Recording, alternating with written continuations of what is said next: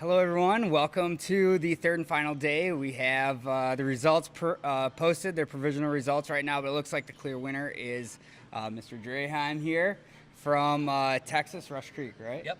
Rush Creek, Texas. Mr. Draheim was also the 2018 MCSA National Champion, and he came out here to see if he can't put together a nice campaign to win the Midwinter Championship as well.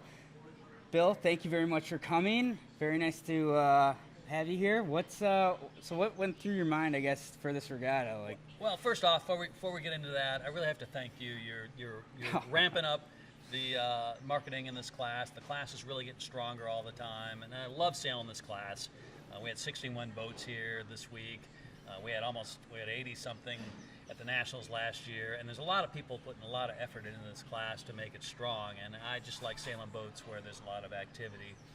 As far as my regatta went, I've sailed here 2 or 3 times, and it's like many venues that we sail SCOWS, and I only sail MC SCOWS, but we sail on lakes, and lakes are very shifty, and I grew up sailing on lakes. I had a really strong mentor who was a world champion and a Pan American gold medalist, and he kind of taught me how to, his name is Bruce Goldsmith, taught me how to deal with shifts. And I think when you get strong tactically in places where there's a lot of shifts and a lot of velocity changes, like most of the venues where we sail SCOWS, it's a big advantage. And I think, things went well for us tactically, and that was probably the biggest key to winning.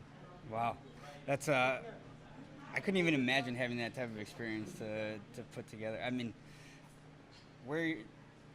how long have you actually been sailing?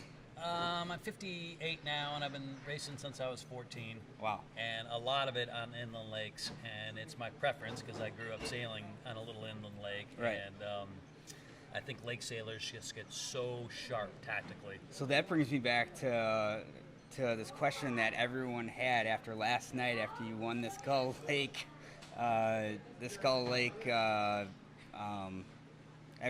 we drew your name out of a hat or whatever, and you got the Gull Lake invite. Right. What do you think? If it doesn't conflict with my schedule, I'll go. Awesome. I was half going to go already. The crowd erupted. They really want to see you there. Yeah, and I will. One of the things I still love, well, there's a lot of things I love about this sport, but one of the things I really love is going to venues that I've never been to before. I haven't been to that venue, and it's fun clicking off new places and seeing what they're like. Is most of these lakes where we sail MCs are just beautiful, and I haven't seen that one. I look forward to seeing it. Awesome. Cool.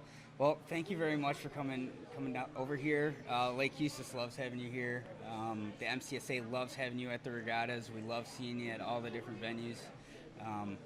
We hope to see more of you. You are a rock star in this class, and you really elevate. When you show up, everyone, kind of stands up a little bit taller and like, okay, we got to get going. We got to, Mr. Draheim's here. Let's get it together. So thank you very much for coming down. Thank you for all your help too. We're going to keep coming as often as we can. Awesome. I just love this class. Thank you very much, Bill. And thanks to Regatta Girl. Thanks to Marianne, my crew member. Marianne, come over here. Come over here. We're still. Come over here, Marianne. Now.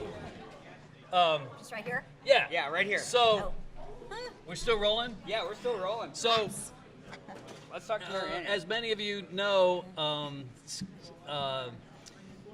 scow racing is really fun because you can put crew on and off the boat every race. The first race of this regatta was very windy, and Marianne sailed with me. Marianne's been sailing with me for 6 years. We won the Nationals together, won the Midwinters here last year together, and there's no way I'd be competitive in breeze without Marianne. It's just a weight-sensitive boat, and it's kind of one of the neat things about SCOWS is you're able to adjust crew weights every single race. And there's no question in the first race, if I didn't have Marianne, I would have had at least 30 more points in that race. There's no way I would have finished in the top half. Right. I'm just not that big. I don't hike that hard. And you need someone to do the work for you. Yeah, and so scow racing is really a team effort, and I really appreciate her coming with me. That's awesome. Fun as always. Yeah, we love seeing you here too. I met you at Nationals. Yeah. Bloody Marys. Bloody Marys, yes. Yeah.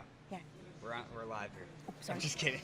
And we're so glad that Regatta Girl took Marianne between races. Yes. Because Regatta Girl photography. there's logistics involved with having crew, and and it's fun to be able to pull off the logistics that are involved with putting crew on, putting crew off, and Absolutely. That's kind of makes a fun big difference. part about scout racing.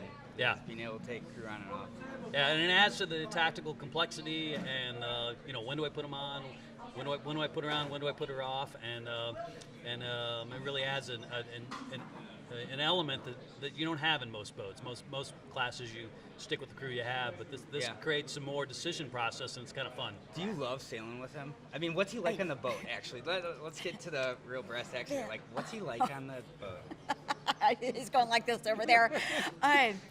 So I have learned a lot sailing with him. So like some of the things he said, so he's probably the most patient sailor that I've ever sailed with. Okay. Like just he always has me looking for breeze, like what's coming, what are other boats doing, and that's made me better in some of my own sailing programs. So yeah, it's been really good. I've learned a lot. So he's not like Appreciate a yeller. it. He doesn't like throw things. He's not like. That's awesome. Not hard. I can't imagine you being that way anyway. I was just trying to drum up some drama for the interview. Oh no, I was really wound up as a youth, and probably until my mid-30s. Now I kind of blow off a little steam, and mostly just to get her giggle. When things are, even if they aren't going bad, I'll just be condescending, and it just lightens up the mood. That's awesome. Yeah. That's so great. Well, we love having you guys here, Marianne. Thank you for joining our interview. Thank Bill, you. Great to see you. Thanks, Ron. All right. You bet. You guys have a great day. Thank you.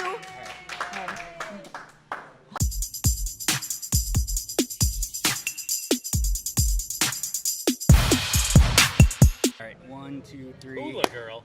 Hula girl. That's my mother. The regatta girl drives the hula girl. That's confusing. All right. All right.